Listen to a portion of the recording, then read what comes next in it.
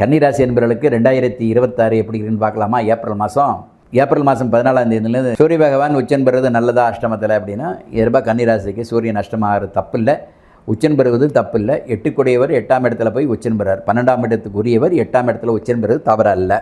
இப்போ நம்ம என்ன பண்ணலாம்? கண்டக சனியாச்சே, வீட்லேயே உட்காந்துக்கலாமா?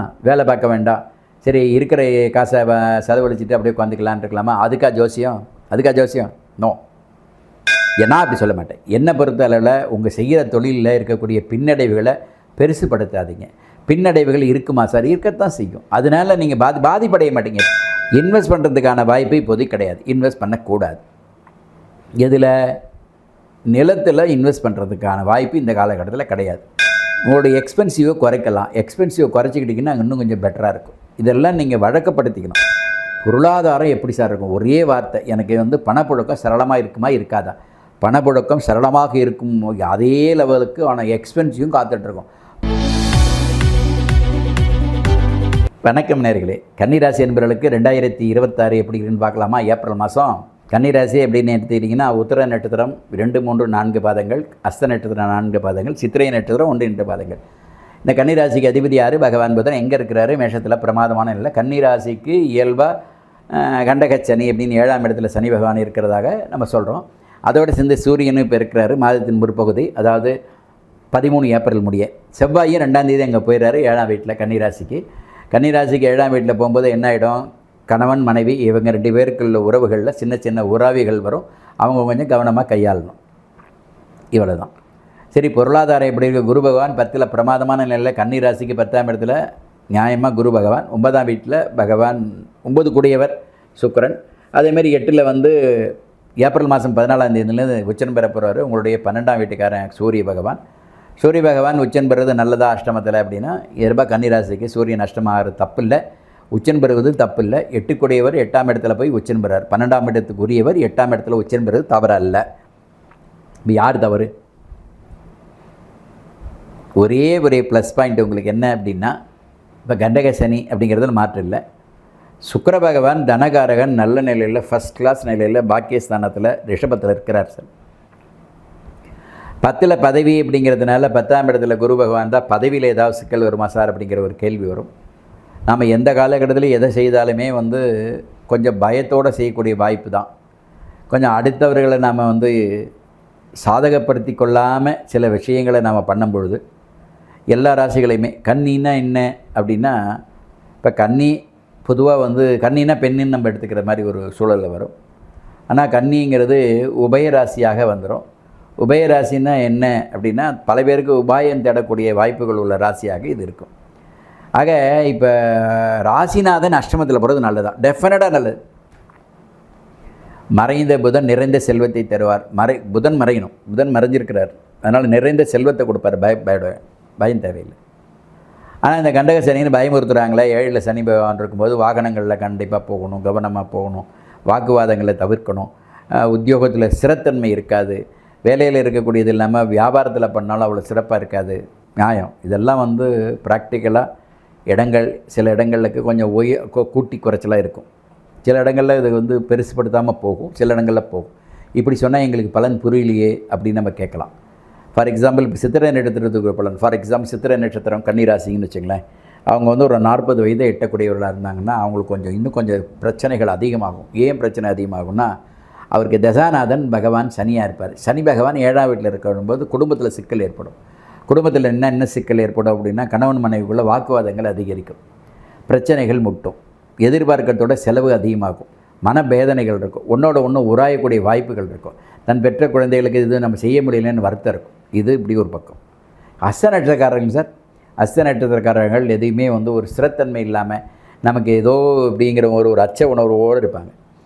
இந்த அச்ச உணர்வோடு இருக்கிறதுனால என்ன ஆகிடும் அப்படின்னா, புறம் சொல்வதுன்னு ஒன்று இருக்குது. புறம் சொல்வது அப்படிங்கிறது குறையை மட்டும் மேலோங்கி பார்ப்பது, குறைகளை நம்ம சீர்தூக்கி அந்த குறைகளை ஒதுக்கிட்டு நிறைய பார்க்கக்கூடிய வாய்ப்புகள் பொதுவாக அந்த நட்சத்திரத்துக்கு குறைவு ஒன்று.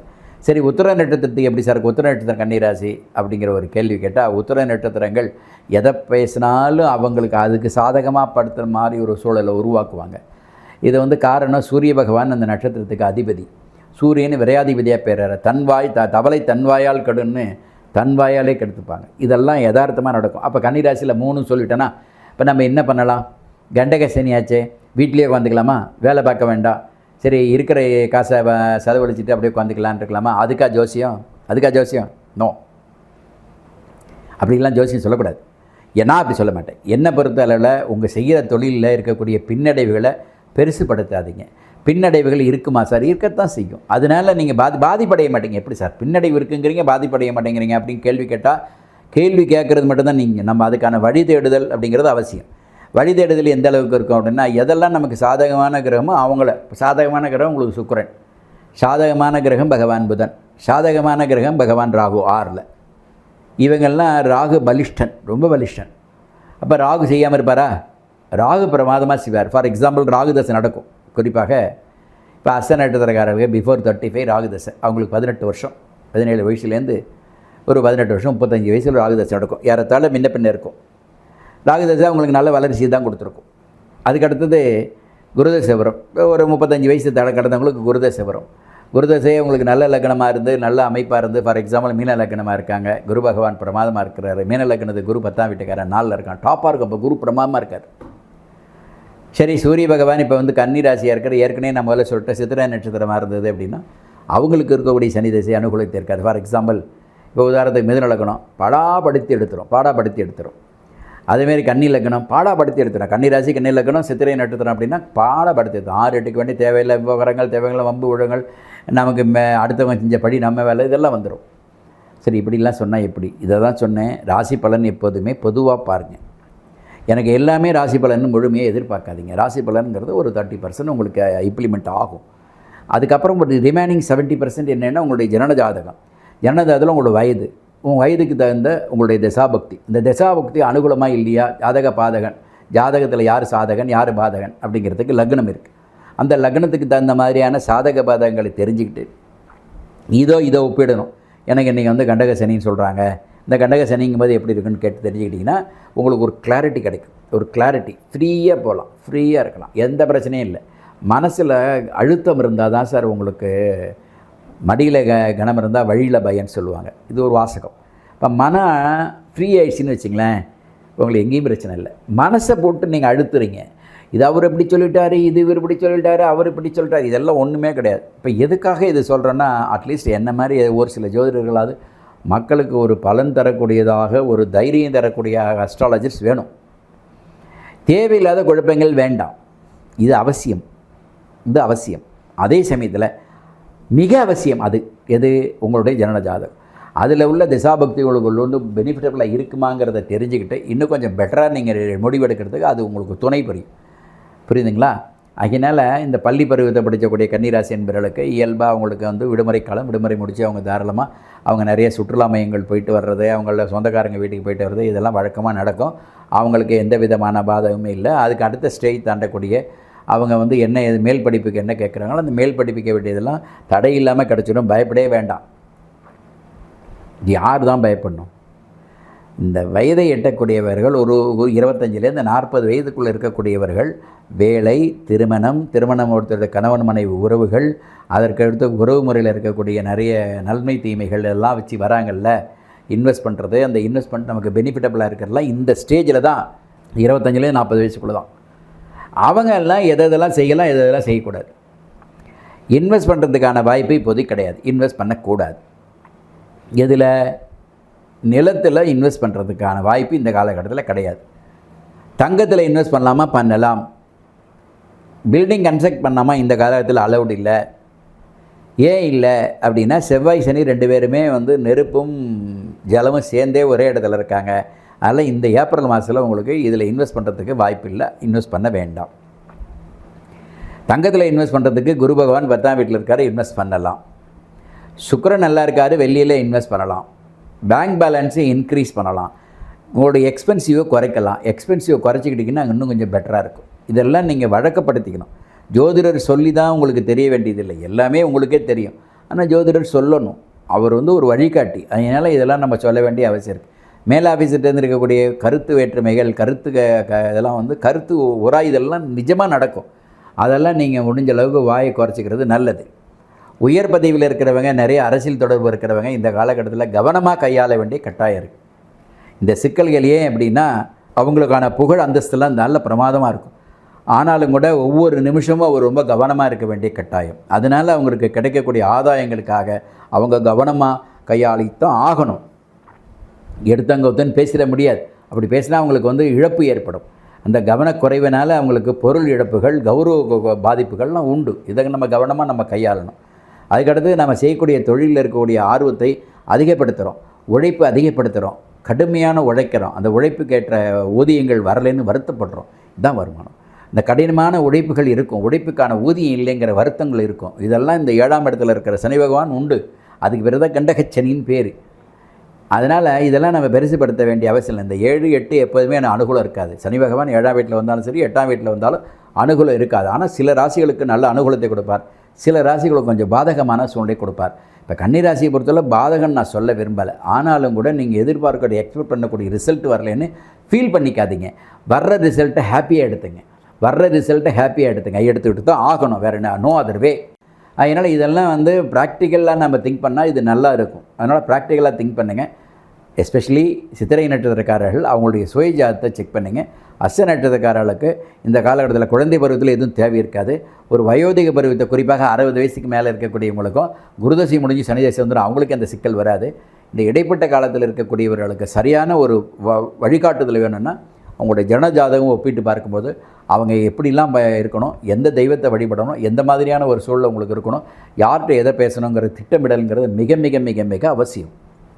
அதனால் நான் பெற்ற குழந்தைகள் தனக்கு இருக்கக்கூடிய நன்மையை செய்யும், தான் பெற்ற குழந்தைகள் தனக்கு செய்கிற மாதிரி தன்னை பெற்ற பெற்றோர்களுக்கு அவங்க செய்ய வேண்டிய கடமையும் ஜாஸ்தி இருக்குது. ஏன்னா சூரிய பகவான் கன்னிராசிக்கு அஷ்டமஸ்தானத்தில் போயிடுவார்.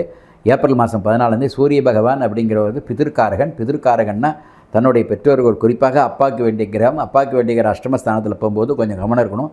கருத்து மோதல்ங்கிறது மாதத்தின் முற்பகுதி வரும், அப்பாவுக்கும் பிள்ளைக்கு வரும். ஏன்னா சூரியனும் சனியும் ஒன்றா சேர்ந்து 7ஆம் இடத்துல இருக்காங்க. அது ஏப்ரல் 14 முடியும். ஏப்ரல் 14 அப்பாவுக்கு வேண்டிய அதிகமான கவனங்கள் செலுத்த வேண்டியிருக்கும். தன்னுடைய உடல்நிலையில் கவனம் செலுத்த வேண்டிய அவசியம் இருக்கும். தகப்பனாருக்கான உடல்நிலையை கவனமாக நம்ம கையாள வேண்டிய கட்டாயம் இருக்கும். இதெல்லாம் அவங்க கையாளணும். இதெல்லாம் தான் இந்த நெருக்கடியை கொடுக்கும். பொருளாதாரம் எப்படி சார் இருக்கும்? ஒரே வார்த்தை, எனக்கு பணப்புழக்கம் சரளமாக இருக்குமா இருக்காதா? பணப்புழக்கம் சரளமாக இருக்கும், அதே லெவலுக்கு ஆனால் எக்ஸ்பென்ஸையும் காத்துட்ருக்கும். பணப்புழக்கம் தாராளமாக இருக்கும், அந்த தாராளமான செலவுகளும் இருக்கும். ஆனால் அதனால் நோ லாஸ் நோ கெயின் சொல்லக்கூடியதாக இருக்கும். கொஞ்சம் திட்டமிட்டீங்க அப்படின்னா கடனை நீங்கள் தவிர்க்கலாம். திட்டமிட்டால் கடனை தவிர்க்கலாம். திட்டமிடலைன்னா கடனே சேரும். அதனால் முடிஞ்ச அளவுக்கு திட்டமிடுங்கள், நல்ல வலுவாக இருக்கும். வரவுக்கு தகுந்த செலவுகளை பிளான் பண்ணுங்கள். வாழ்க்கையில் எல்லா விதமான சுகங்களையும் நீங்கள் பெறணும். ஆனால் உடல் ரீதியாக நம்ம கொஞ்சம் எச்சரிக்கை இருக்கணும். அப்டம் ப்ராப்ளம், பேக் பெயின், நீ பெயின் இதெல்லாம் வர்றதுக்கான வாய்ப்புகள். அப்டம் ப்ராப்ளம் அப்படின்னா இயல்பாக வயிறு சம்பந்தமான தொந்தரவுகள், முதுகு வலி இதெல்லாம் கொஞ்சம் வர்றதுக்கான வாய்ப்புகள் இந்த காலகட்டத்தில் இருக்குது. அவங்க கொஞ்சம் கவனமாக இருக்கணும். இது எல்லாமே நடுத்தர வயது எட்ட குழந்தைகளுக்கெல்லாம் இல்லை. அதில் யூரினரி இன்ஃபெக்ஷன் அப்படிங்கிறது குழந்தைங்களுக்கு வரும். யூரினரி இன்ஃபெக்ஷன் அப்படிங்கிறது அவங்க பழகக்கூடிய விதம், உணவு அருந்தக்கூடிய விதம், இதை வச்சு நம்ம கவனமாக கையாளணும். நான் 7ஆம் வீடுங்கிறது அந்த இடத்த பாவிக்கிறதுனால, 7ங்கிறது இருளல் அந்த இடத்த குறிக்கிறதுனால கொஞ்சம் கவனமாக இருக்கிறது நல்லது.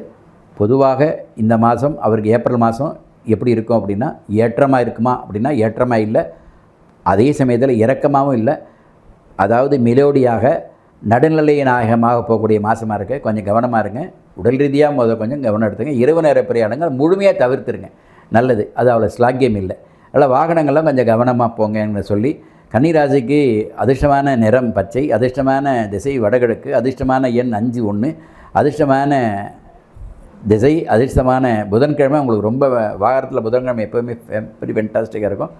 வாய்ப்பு இருக்கிறவங்க ஹயக்கிரீவர் வழிபாடு மிகச்சிறந்த ஒரு பலனை அவங்களுக்கு தருங்கிறத சொல்லி மீண்டும் சந்திப்போம். நன்றி, வணக்கம்.